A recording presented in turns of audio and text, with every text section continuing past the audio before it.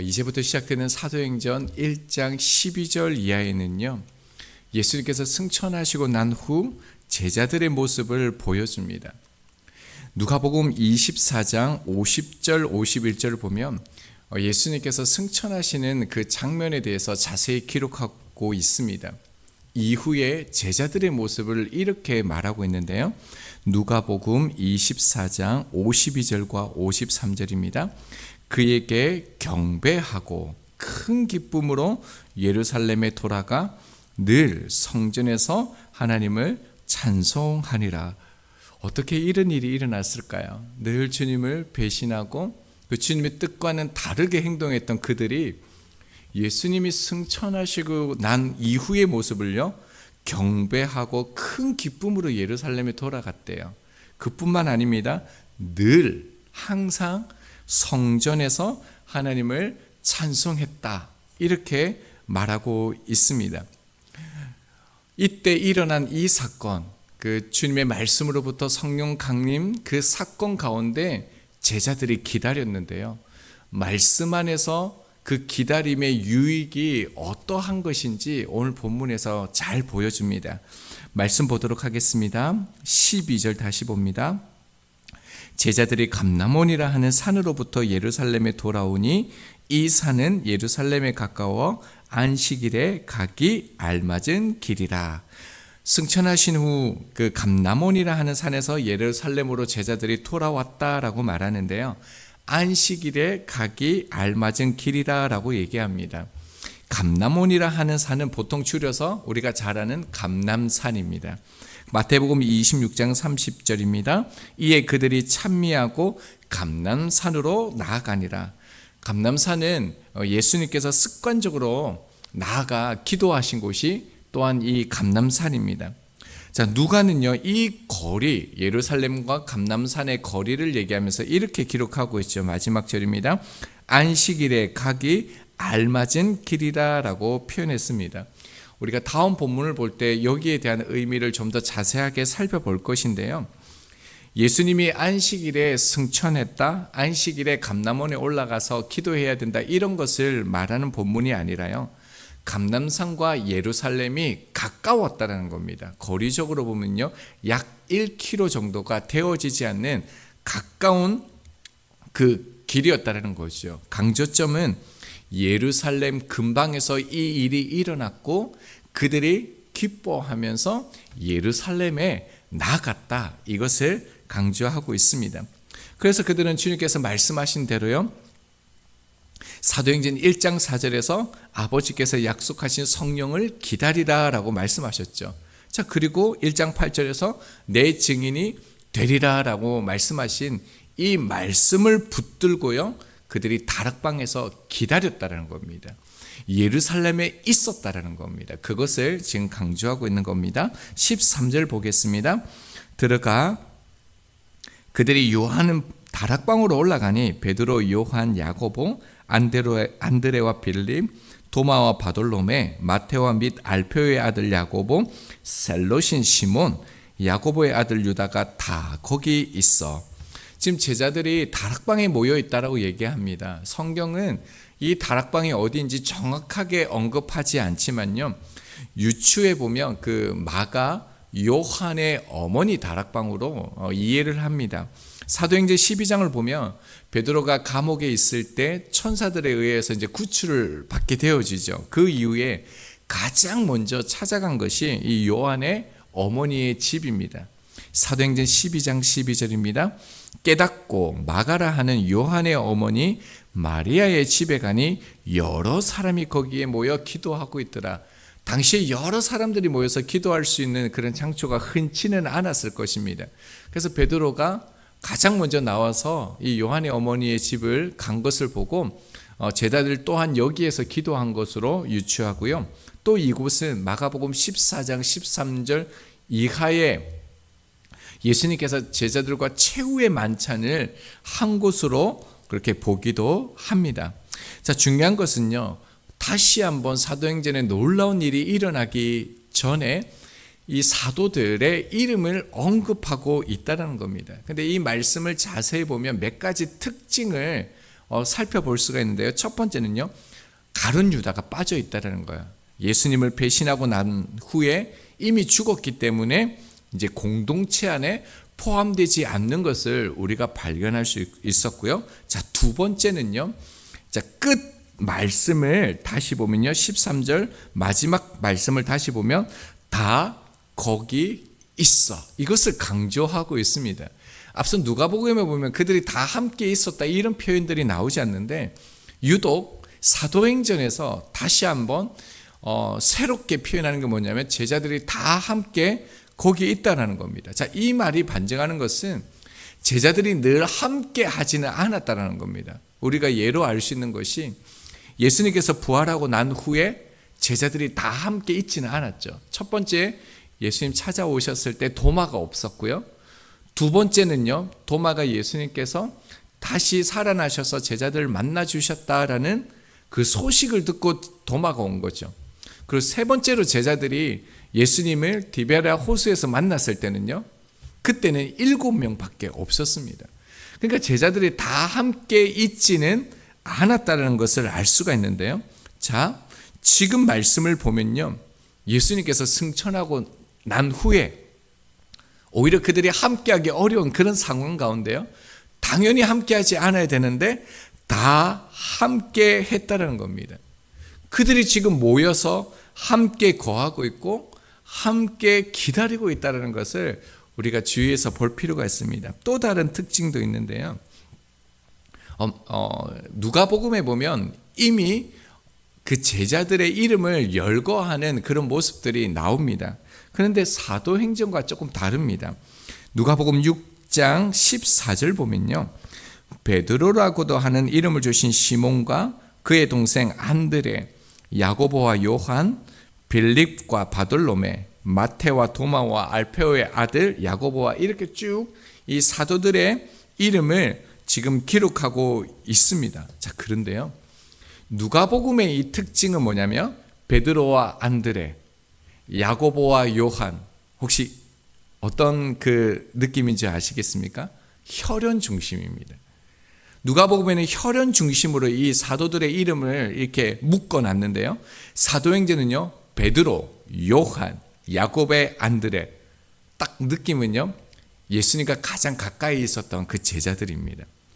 자, 사도행전은 어떻게 변화되냐면요, 이제 혈연 중심이 아니라요, 이들이 사명 중심으로 바뀌어 가고 있다라는 것을 우리 가운데 보여주고 있습니다.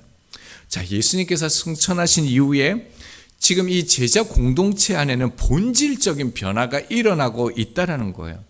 말씀 속에서 이들이 기다리고 있는데 제자들이 사도로 변화되어지는, 공동체가 변화되어지는, 하나님께서 원하시는 그 교회 공동체가 서서히 나타나고 있다는 겁니다. 우리는 이 장면을 보면서 주님께서 즉시 성령을 보내시지 않으시고 기다리게 하시는 이유를 발견할 수 있습니다. 예수님께서는 그들 가운데 명령하셨을 때 내가 승천하면 즉시 나가서 복음을 전해라, 이렇게 하지 않으셨죠. 기다리라고 얘기했습니다. 말씀 안에서 기다리라고 얘기했고 제자들은 기다렸습니다. 근데 놀라운 것은요, 일반적으로 기다리면 우리가 다 흩어질 것 같고 본질이 희석될 것 같은데 제자들은 어떻습니까? 말씀을 붙드는 이 기다림 속에서 그들의 내면이 달라졌고요, 행동이 달라졌고요, 공동체의 방향이 새로워졌다는 겁니다. 그리고 이제 다가올 성령의 역사를 담을 그릇을 준비했다라는 겁니다. 이 모습은 우리가 신앙생활할 때 말씀 안에서 어떻게 살아가야 될지를 분명하게 보여줍니다. 하나님이 하셔야 되는 일이 있고요, 우리 자신이 해야 하는 일이 있다는 겁니다. 다시 4절 말씀을 한번 보면요, 예루살렘을 떠나지 말라라고 이렇게 명하셨죠. 제자들은 이 말씀을 따라서 실제로 한 다락방에 모였습니다. 누가가 이 다락방을 언급한 이유는 뭡니까? 그들이 실질적으로 구체적으로 기다렸다라는 그 장소, 그렇게 제자들이 기다렸다라는 것을 강조하는 것이죠. 자, 그러면서요, 제자들은 정말 말씀대로 기다리기 위해서, 머물기 위해서 힘을 다해서 수고했다라는 것 또한 이 말씀 속에서 찾을 수가 있습니다. 제자들이 감람산으로부터 예루살렘에 돌아왔다는 것은요, 아주 큰 결단입니다. 생명을 걸어야 되는 것이고 그들의 전부를 걸어야만 되는 그런 일이었죠. 왜 그렇습니까? 예루살렘에는 소문이 난 거예요. 예수님의 시신이 사라졌다. 제자들이 예수님이 부활했다. 이 거짓 소문을 퍼뜨리기 시작한다는 겁니다.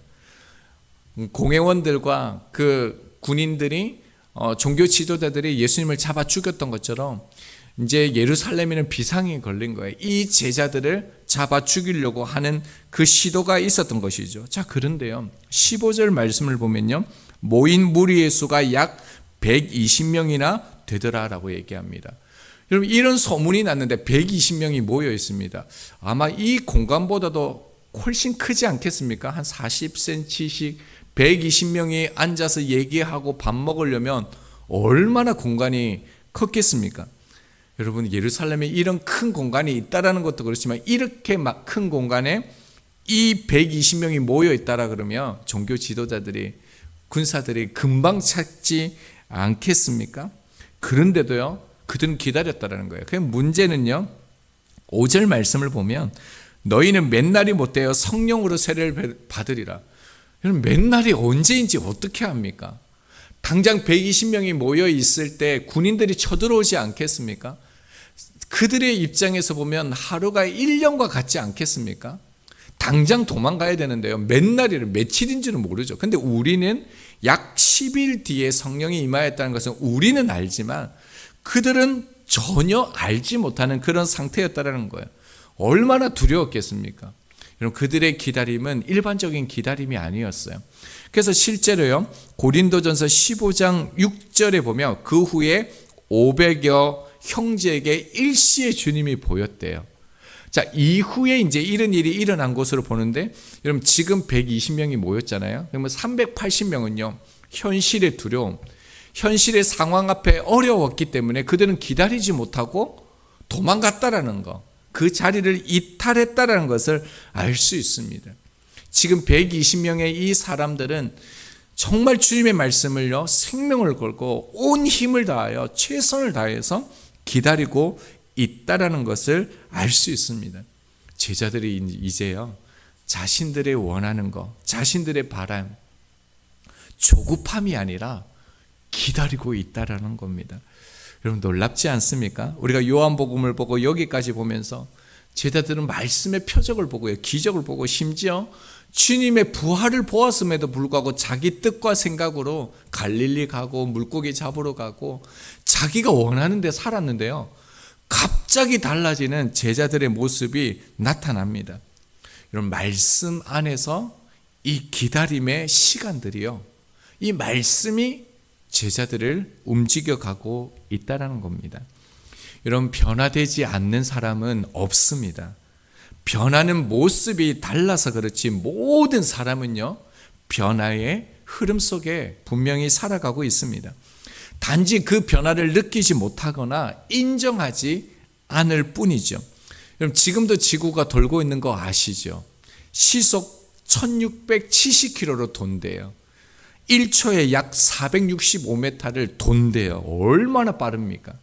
자, 그런데 우리는 전혀 이 속도를 느끼지 못합니다. 왜냐하면요, 공기와 대기와 모든 물체가 함께 돌고 있기 때문에 상대적으로 이 속도를 느끼지 못한다고 합니다.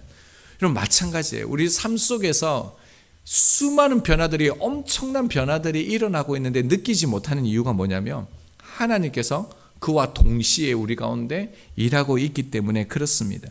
하나님은 지금 이 순간에요, 우리의 신앙, 우리의 교회, 우리의 모든 것을 하루하루 날마다 새롭게 빚어가고 있습니다. 우리는 다 우리의 때가 있습니다. 여러분, 우리 교회도 그런 것 같지 않습니까? 다락방의 시간을 지금 보내고 있습니다. 이제 개척 3년을 앞두고 저 혼자 막 불안해가지고 여러 생각들이 참 많았습니다. 그래서 때로는 우리가 우리 교회를 볼 때 눈에 보이는 열매가 많이 없어서 속상할 때도, 먹먹할 때도 있습니다. 그러나 분명한 것은요, 이것이 어떤 실패나 정체가 아니라는 거예요. 오히려 하나님께서 성령의 역사를 담을 그릇을 준비하고 계신 시간이라는 겁니다.